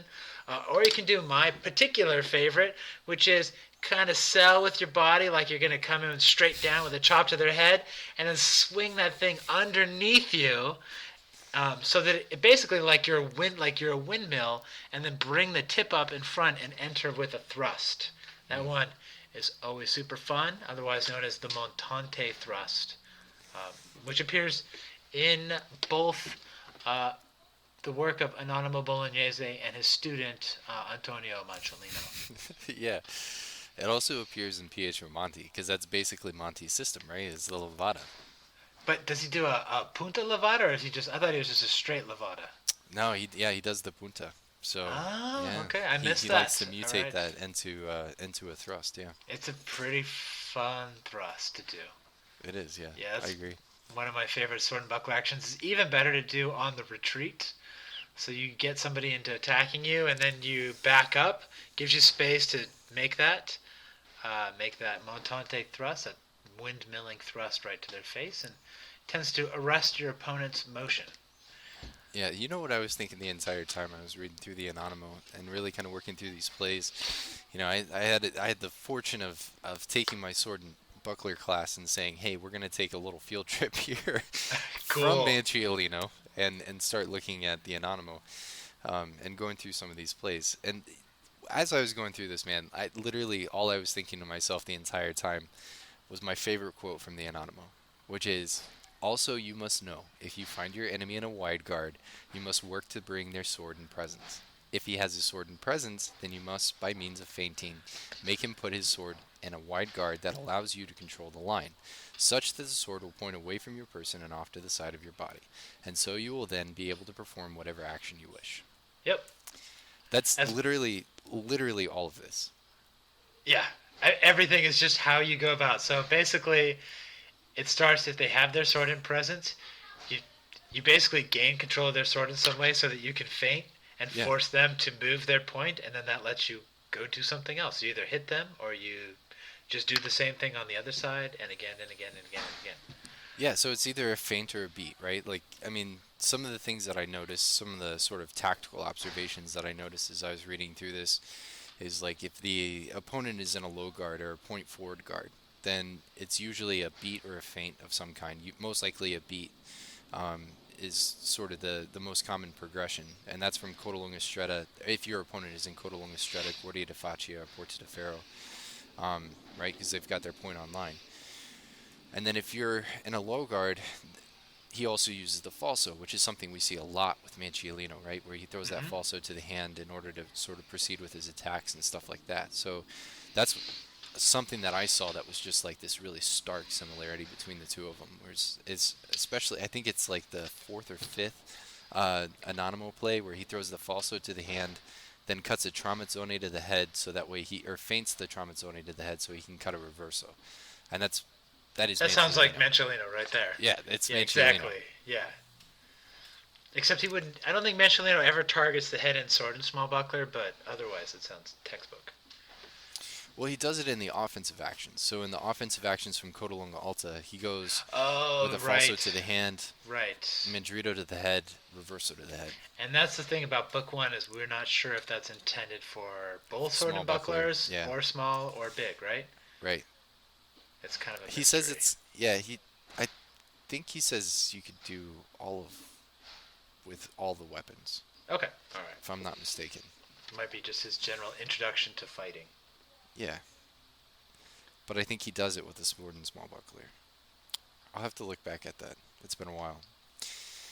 So the other thing that I thought was pretty interesting that I noticed is that if you are in a low guard and the opponent is in a high or wide guard, then obviously you don't have a beat or a feint most of the time, because if you feint and somebody's in a wide guard, they decide to cut to the center. Yeah.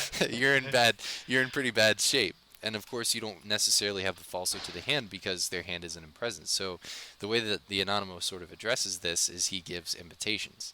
So he'll do things like, if your opponent's in Guardia Alta, you'll go into Cinghiare Porta de Ferro, or excuse me, Sopra If you're in Braccio. Cordillera Strata, right. The craziest play, the one where, yeah, you're in Codalunga Stretta, your opponent's in Sopra Braccio, you go into Cinghiare Porta de Ferro, and your opponent decides to cut a reverso at you, right? You would Right. think, okay, I'm going to parry and Guardia di Testa. He Right. goes, he says, feint the parry and Guardia di Testa. Yeah. Hell, Anonimo, I what are you love that, thinking? dude. I What are love you that thinking? one, man. So that one's great. Like, you're coming up and your sword is pointing like this, and then Uh-huh. basically the moment. So if you're doing a head guard, right? Yeah.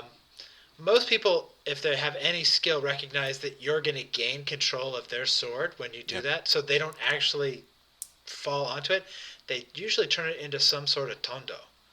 Right, so they're like, basically, if once you get good, you're like, I'm cutting, I'm not going to win this, I'm going to do something to get their sword out. Well, as they cut the tondo, you just tondo behind their tondo, essentially. So you just, Yep. oh, you're not going there? Yeah, I didn't think you'd go there. Boom, and then out.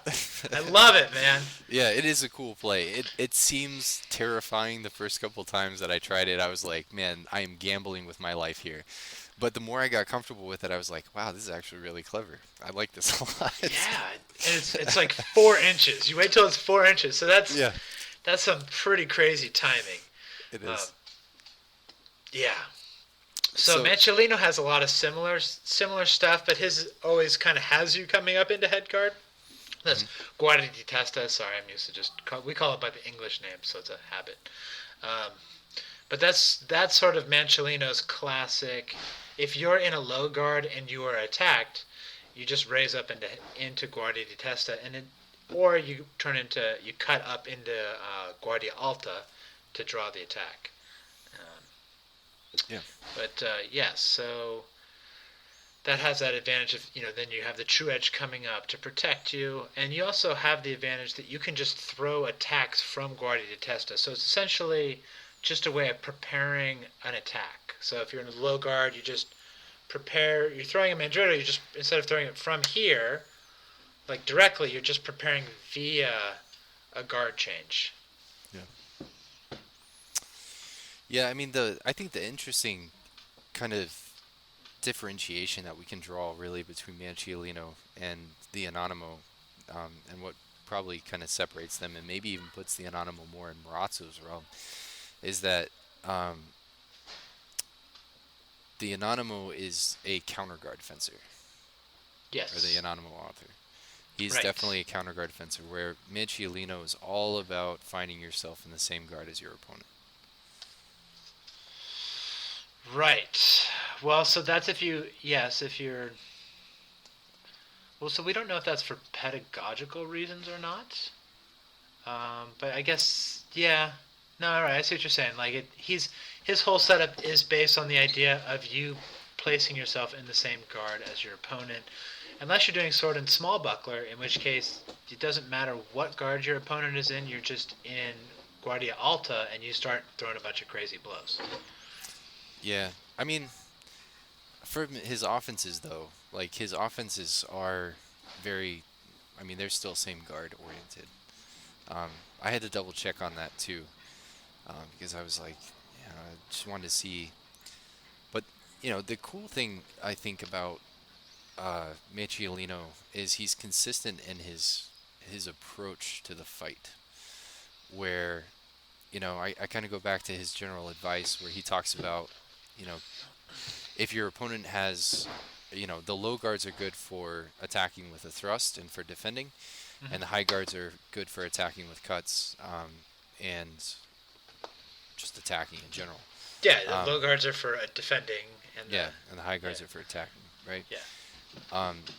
And the interesting thing is, and he says the only natural attack from the low guards is a thrust, I think is what he says. Right. But if you look at his the way that he kind of lays out the attacks through his low guard plays with the offenses, is they always either lead with a thrust or they lead with the falso to the hand. Almost always, yeah. Yeah. And so, Yes. I mean, I think there's like one play with Codalunga Alta the where Fendente. you do the Fendente, but you do that. That's actually a super clever play. I love that play, by the way. Right, and it's basically a thrust. At least that's how I've been doing it. It's a thrusted Fendente. So the way that I do it is like this. So I use that. I would use that, for example, if I were fighting against an opponent who was, very much inclined to stay and measure with me, right? So they're trying to stay within that distance of me. And so if I take a step back, they take a step back. If I take a step forward, they take a step back. That kind of person. Yeah.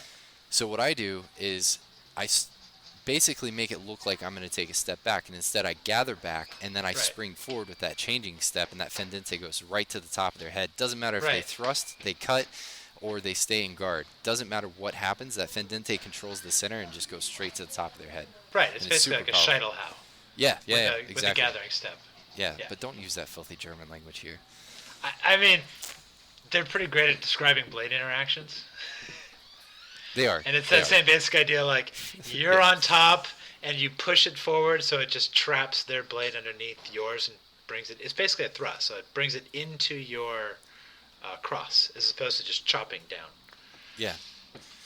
So, I mean, that actually helped me kind of, like, determine and kind of understand, like, the pedagogical approach of Manciolino when it comes to sword and large buckler, because, you see Manciolino do this with both sword and large buckler and with the sword alone, where he starts with that thrust and then has all the cut options around it, right? But if you look at the guards that he emphasizes for all of those, they're all low guards, right?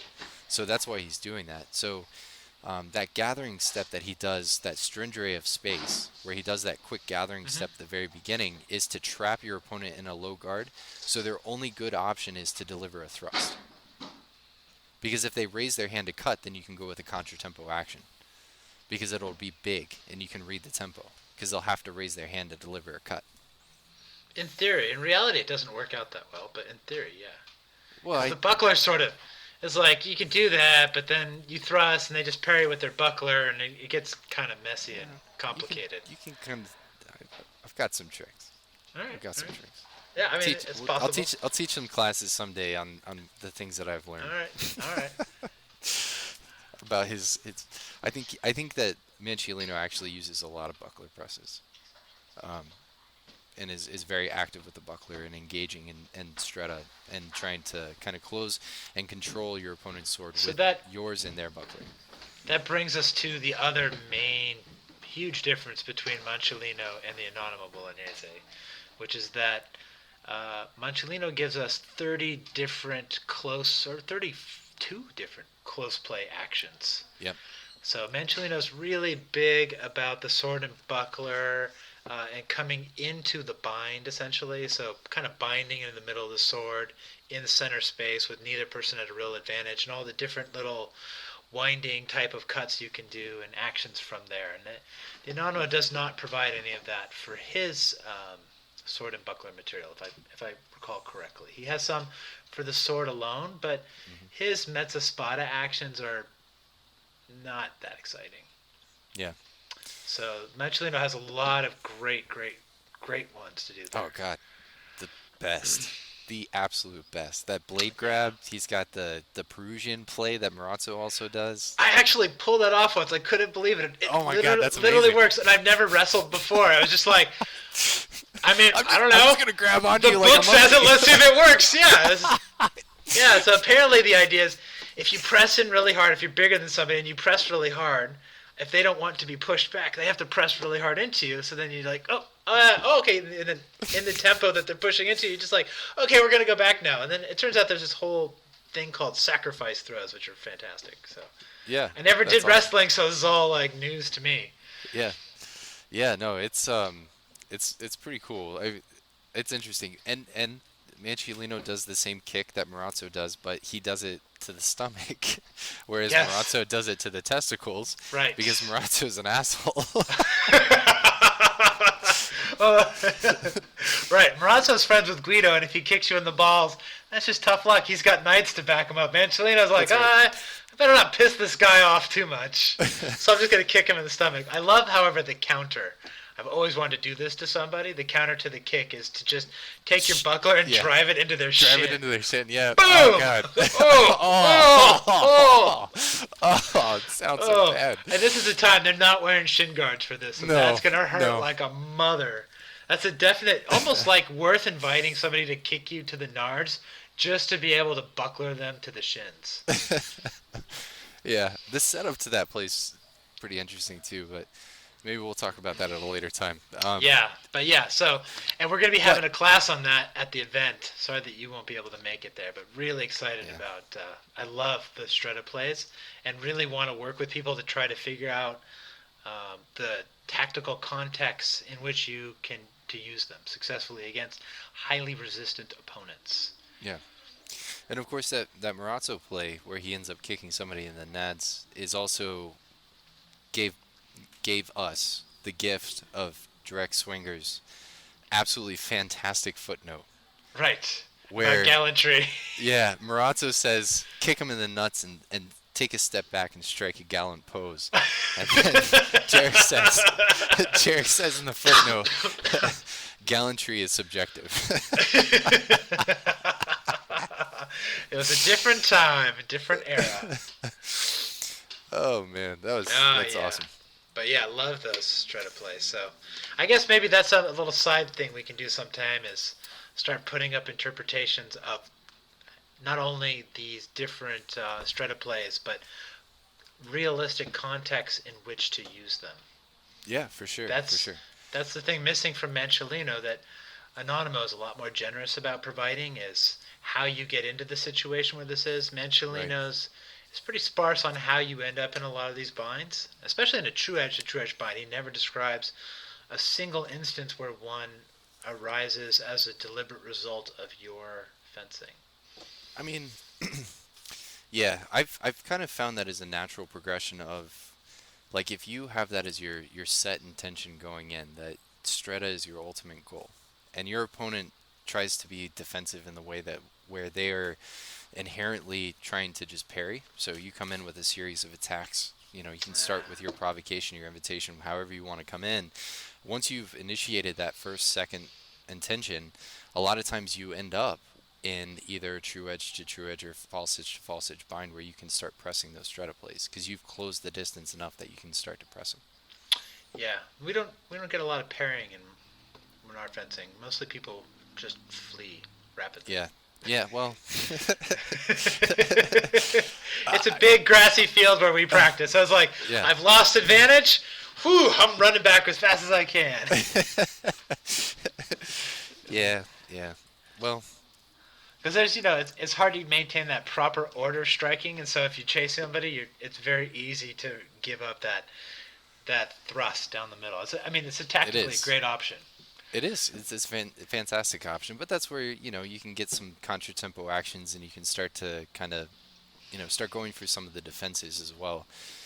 That's, for me, that's where I kind of get a little bit more confidence is because we've worked on the defenses that Manciolino gives in the sword and large buckler aspect of things so much that when somebody actually starts attacking me like that, I'm like, sweet. Well, yeah. Ooh, I've been looking forward to this. Yeah, I thought the entire purpose of fencing is actually to try to get people to step forward because they can't run away in the instant in which they're stepping forward. Yeah, yeah, exactly. Which also the Anonimo and Manciolino both provide a number of attacks that start on the retreat. That's true, yeah. And, one of the things that I thought was really interesting, too, is, well, we're kind of talking about this with the Anonimo and its sword and small buckler, is his defense is actually very percussive. He uses a lot of beats. So, Guardia de Testa beats, or even true edge to true edge, beating your opponent's cuts as they're coming in. I guess it depends on your interpretation. Or my favorite, which is basically Manciolino's get out of every situation, which is when in doubt, guardia da faccia.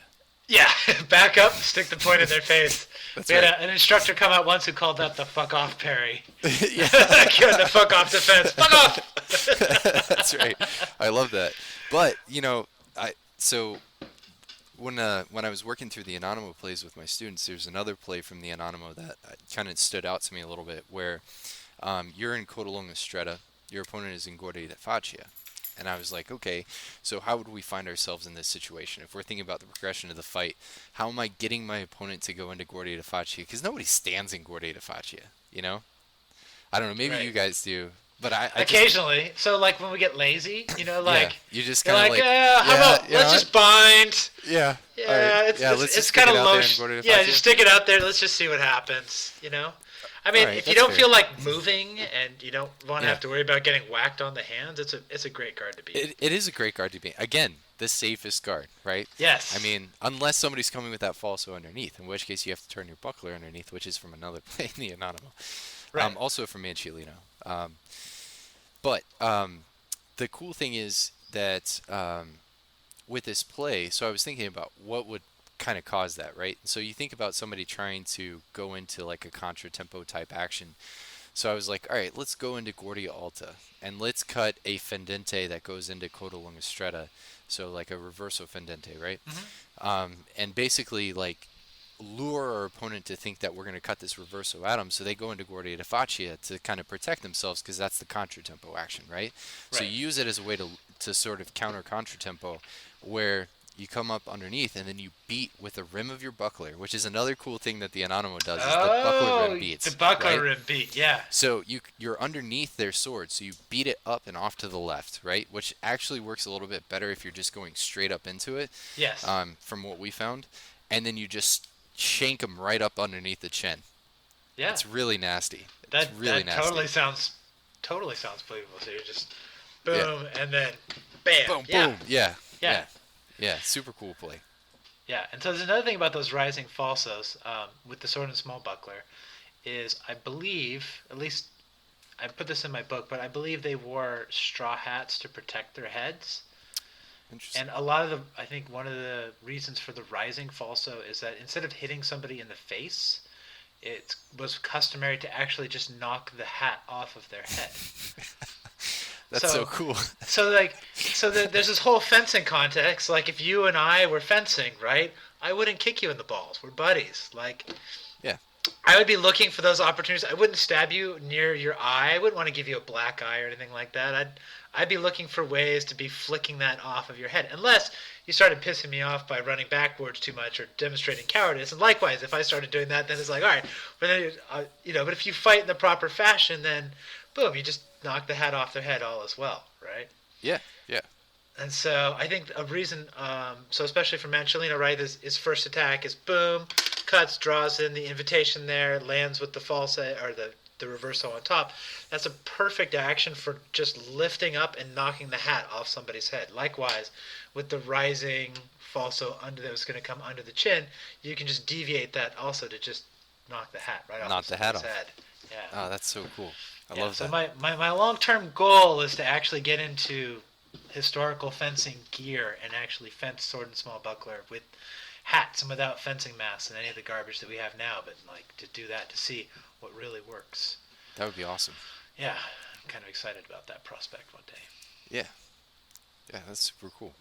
So a couple other things that I noticed was the only time that the Anonimo ever wants you to be in a high guard against a low guard is if you are in Guardia Alta. So that way you can do those rising falso plays where he likes to do that Right, 'cause rising then you're- that montante into a thrust. Right. That is the only time he actually assumes or encourages you, I assume, with the plays, encourages you to assume a high guard against a low guard. Otherwise, whether you're in Guardia da Faccia, Guardia Sopra Guardia Alta, you're with those higher and wide guards, and Sotto Braccio, I guess, because that would be considered a wide guard as well. You're only assuming those guards when your opponent is also in a higher wide guard. Interesting. Yeah, That because kind of makes sense. Yeah. yeah, because you don't want to attack somebody who's in a prepared defensive position. So you have more of a tactical advantage if they're in an offensive position and you put yourself in an offensive position to sort of progress the play. Right. And I mean, like, in an offense, so sopra braccio is technically an offensive position, but it's less offensive than guardia alta because it's lower. And so it's kind of like just one step down the tree. And so that's why you're able to come over the top of their cuts and stuff like that. Yeah. That's super interesting. Yeah. So. Yeah, so much the sword and the small buckler. It's such a fascinating weapon system. Oh yeah, no, I had a great time kind of weeding my way through that. It was an adventure for sure. Um, and they're cool, but you know, some of those buckler beats are pretty challenging. Um, it's tough to Yeah, pull some of those off. so it works. I found that they work against a very fixed opponent. Like if you get into measure and that opponent and your opponent doesn't really want to launch an attack at you, and they're kind of hanging out the distance, and you're in Guardia Alta to try to get them to attack you, and they still won't, then you can kind of do that. And if you actually catch it, then you can roll with it. But Right. also, speaking of the Anonimo Bolognese as a counter fighter, and I think maybe this rises to the heart of what he does, is he takes the position with, I think, every situation of approaching it from Guardia di Testa. And this, he always looks at it from how to counter Guardia di Testa, but essentially you can reverse the argument and say he's also giving you what to do when you're in Guardia di Testa against every guard. Hmm. And so, and I think it kind of dovetails to the German Sword and Buckler Manual, the I-33 133, Yeah. because Guardia di Testa is essentially the equivalent to half shield. Half shield. Yep. Right. So essentially, just walking in, baiting them into doing something, and then you launch your attack. Yeah. Yeah. Or that being the natural progression for like if you're thinking about cutting to a place where your sword and your buckler are connected, right? Mm-hmm. Yep. So it doesn't matter what guard you're in, whether you're in sopra brachio, whether you're in sotto brachio, whether you're in guardia alta, your natural it's basically long point, right? But it's Right. long point with the sword kind of extended up in the air, Right. and so So that's it kind will of pass. It's a position that a reverso will pass through. it is right. Yeah. And you can make a mandrito kind of stop there. You can make it well, I guess. Yeah, Yeah, you can yeah, prepare one there. So yeah, you here and you yeah, prepare it here and then stop there. Yeah. Yeah. yeah. That'll work. You know, you just kind of stick it out Yeah. there. Yeah. Oh Yeah. man, it's a shame we're not getting together, man. We could have so much fun preparing, doing Oh stuff yeah, on Sword I and know. Buckler together. God, I Ah, would love what a that so shame. much. Yeah. So I I don't guess, find many Sword and Buckler nerds, sadly.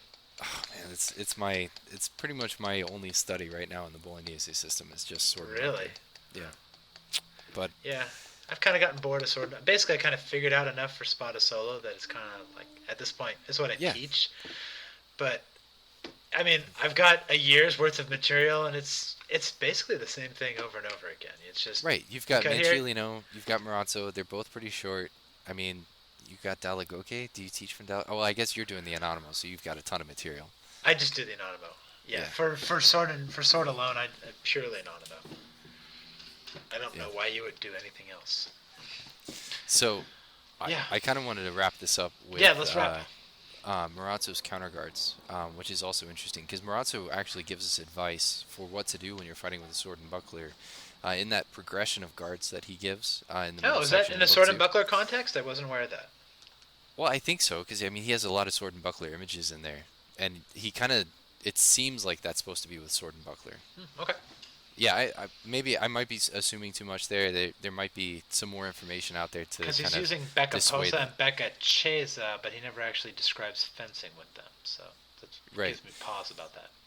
Yeah, and it's in that guard section that he it's actually in I think it's in the Becca Sesa, Mm-hmm.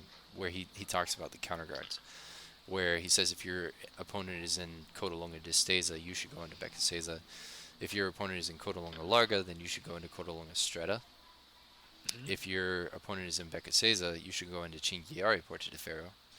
And then if your opponent is in Guardia de Entreri, you should go into Guardia Alta.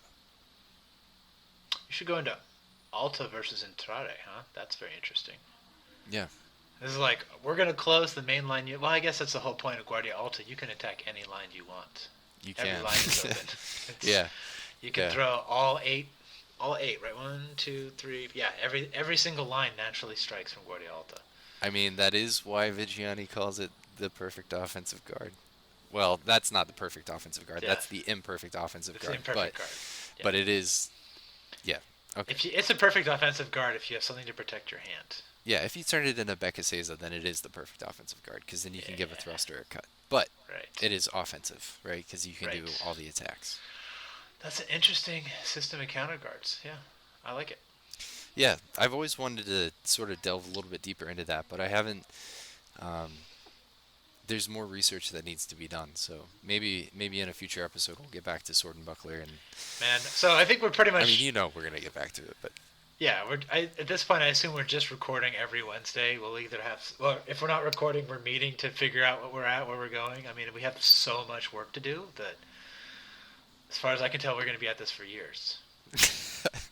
well, it's a labor of love. It's Yes, a it labor of is. love. Yes, and that's it's gonna because be we awesome. love you, dear listener, and we will continue to bring you this fantastic content. It is amazing stuff, amazing stories, and it's an amazing hobby. That's right. Steven, thank you, sir, and I'll see you next week for the next episode. All right, Joshua, good times, man. You too, buddy.